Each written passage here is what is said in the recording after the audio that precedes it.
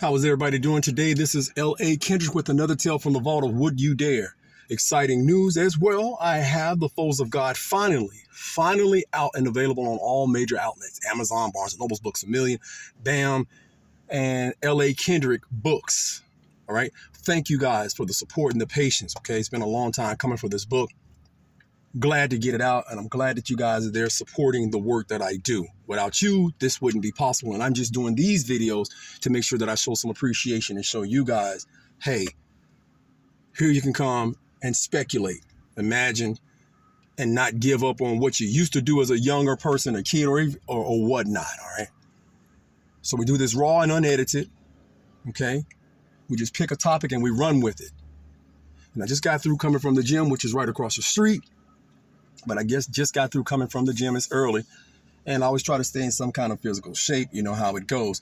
I'm going to be doing a couple of podcast and radio interviews. And I'm trying currently to get Barnes & Noble to allow me to do a book signing. So you guys be prepared and wait and looking for that.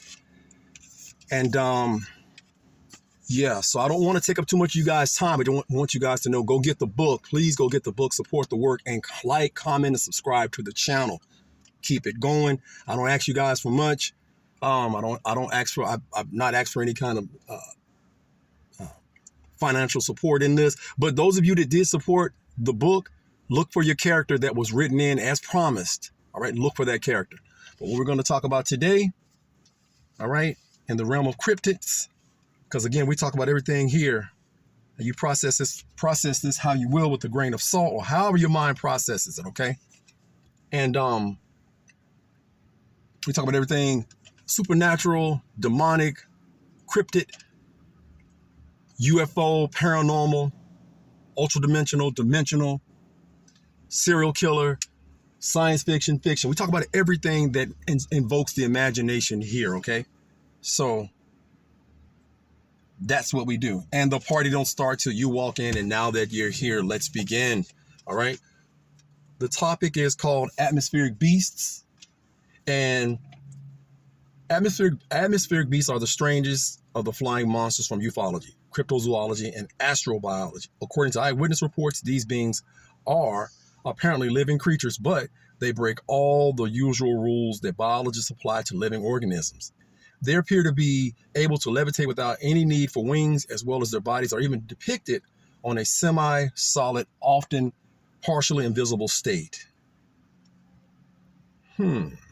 We drop down because they got different categories and classes for them: atmospheric jellyfish and sky serpents. And I'm going to drop down and talk about some of the sightings that they've seen. Okay, many atmospheric beast sightings were originally classified as highly unusual UFO reports, in the sense of UFOs being defined as supposed alien spacecraft or machines of some sort or another, not in the technical sense of being unidentified flying objects. Noted Bigfoot author Ivan T. Sanderson devoted an entire book to the theory that many UFOs are actually extremely low-density animals native to the clouds. One of the most famous atmospheric beasts is the Crawfordsville monster, sighted in Indiana in 1891, which some researchers classify as a dragon. And they got a policeman here. One policeman described an encounter with this creature that had supposedly happened while bicycling. The thing felt like a soft blanket and smelled like mildew. After it rubbed against him, it floated away. It was one of the most terrifying experiences he had ever had. He was convinced that the thing was a living creature in the Shetland Islands. In the Shetland Islands, atmospheric beasts are known as it, and are thought to be cloud animals of some sort. Just as the sea has its own life that is often hidden from view, it is thought that the clouds form a vast atmospheric sea far above us, and that it is merely an animal that is native to the clouds. Those who report being physically touched by the atmospheric beast often say they felt as if they were being licked by an enormously soft tongue. Oh, that's nasty. And they got a description: for those who believe atmospheric beasts are fragile and lightweight creatures who are either native to Earth or aliens that came from elsewhere. If the latter view is taken, then atmospheric beasts are sometimes thought to have originated in the atmosphere of some other planet, but they can also be thought of as originating in interstellar gas clouds, so they are often, in effect, aliens without a native planet able to swim through space. Believers generally consider atmospheric beasts to be non-sapient, so that even if these creatures did originate somewhere else other than Earth, they still don't count as sapient extraterrestrial. They're just animals. In various eyewitness accounts, atmospheric beasts can change their density, becoming smaller, harder masses that are usually metallic in color, or they can become larger and cloud-like, even to the point of invisibility. In some reports, they may glow. Atmospheric beasts may roughly resemble whales and are sometimes called air whales or cloud beasts. Believers think that the atmospheric beast's normal habitat is high in the air, but they might die if they touch the ground. Atmospheric beasts that resemble clouds may engage in behavior it is thought to be impossible for a real cloud, such as squirting a stream of horizontal water at people through its lips, or being far too mobile and animate for witness to believe it was just a patch of fog. More solid kinds of atmospheric beasts may have mouths, eyes, flippers, and other features, but these body parts are generally arranged and shaped in a fashion that looks utterly alien, more like an ocean invertebrate's body plan, an ocean invertebrate's body plan, than any animal we're used to seeing on a daily basis. And they say possibly, again, these are not my stories. It is often speculated that when the atmospheric beasts die, they fall to Earth as gelatinous masses, as a gelatinous mass that may resemble a green, purple, or gray iridescent jelly that evaporates into nothing within minutes, hours, or at the longest a few days. This is supposed to be to explain a type of anomalous event, Purdy, PWDRE, sir, that puzzled scientists for some time before they decided that I think it's pronounced Purducer, did not exist. It looks like a Linux PWDRE looks like a Linux program or command file. I mean a command. Purducer is Welsh for rot from the stars. This phenomenon is known as gelatinous meteorites or star jelly, and reports of it coming from around the world, not just from Wales. Gelatinous meteorites are not always connected with atmospheric beast theory. They're actually easier to find among collections of Fortuna, Fortuna, that include reports of many different odd things falling from the sky. Atmospheric beasts, or things like that sound like them, are minor characteristics in the folklore of many regions. They often give local names. The English variety is often named boneless or shapeless, and resembles a small patch of living fog, animate object. Unlike fog, it can be felt as semi-solid mass. The history in the decades, here's some more history on it. In the later decades of the 20th century, the atmospheric beast theory had been almost forgotten. Serious investigators usually stayed away from it, but today, interest in atmospheric beasts has been growing, mainly because they now seem more plausible. After the recent discovery of what might be related cryptozoological animal, air rods, people have begun to comb through older reports of miscellaneous random unexplained stuff, a place where few atmospheric beasts often lurk. And they have also re-examined some of the weirdest UFO reports, which sometimes sound a great deal like the witnesses are actually describing atmospheric beasts. They're looking at there's a section here in popular media. Let me look and see if I can find something here that's interesting. They say one of the earliest stories featuring atmospheric beasts was The Horror of the Height, a 1913 short story by author Conan Doyle. The story follows a monoplane pilot, Joyce Armstrong, attempts to break an altitude record, only to stumble upon a vast ecosystem of floating, translucent giants. And then, let me see.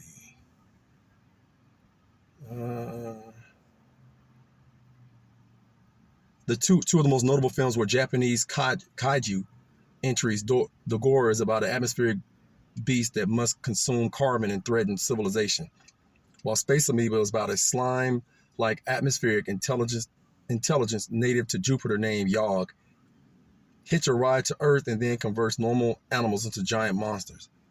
Both Dagora and space amoeba have been retroactively connected to the larger Godzilla franchise. In 1958, an American movie, The Blob, is sometimes cited as an atmospheric beast movie, though the connection is iffy. The Blob is supposed to be loosely based on legends of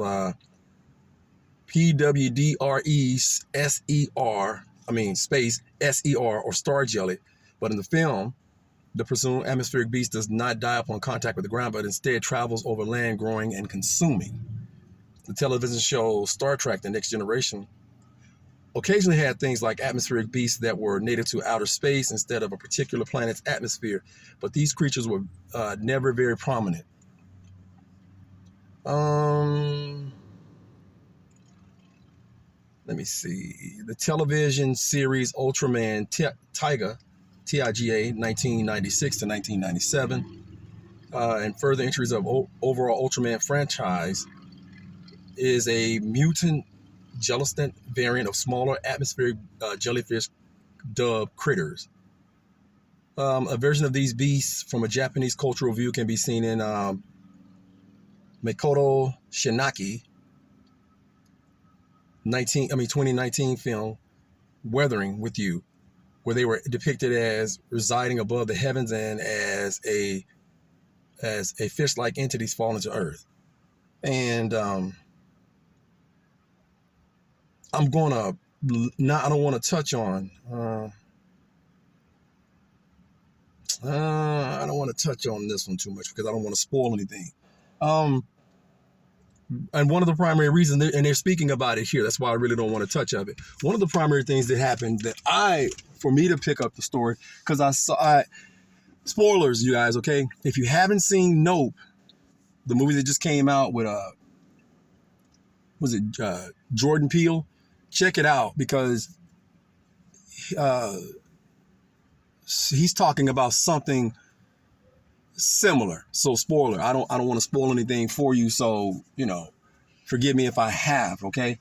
So again, you look up in the sky, you may be seeing something that looks like a cloud, but it's not actually a cloud, man. I mean, if you're out there on a blanket, be careful, you get scooped up by something that you don't fully understand and thinking that it's just a natural occurrence. But the cloud or those distortions that you see in the sky are looking a little bit weird and moving a little bit irrational as far as how the human senses perceive what they're looking at, okay? Would you guys dare want to be caught out there, one of these things rubbing up against you or touching you? Or think about some of the people that go missing, because people go missing every day, man. And without explanation, and they're never seen again. So we don't actually know what's exactly taking these people. That's something. That's something to think about, man. Again, there's all kinds of crazy stuff going on in the world and in our universe. And here you can talk about it. Leave a comment, you guys. It's okay, man, to talk about something or say, hey, I appreciate what you're doing, or, just share a thought. You leave the negative comments to the left because they don't really help anybody. It just sound like a bot. You're being controlled, or I don't know. But yeah, you guys, hey, that's what we're here for, to talk and speculate and enjoy.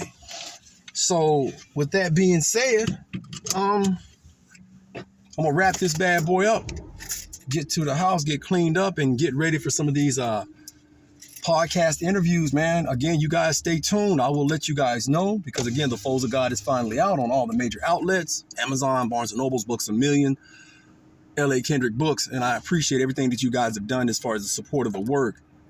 All right. And I really appreciate it. Like, share, comment, and subscribe. And remember this. Check all your homes. Check the dark recesses of your homes. If you happen to work late at night, make sure that you check under your car, around your car, inside of your car. Make sure when you step outside, you're mindful of your surroundings. because you never know what's lurking in the dark, above or below, waiting to make you a story. And until next time, this has been L.A.Kendrick with the tale from Would You Dare? You guys fill in the rest.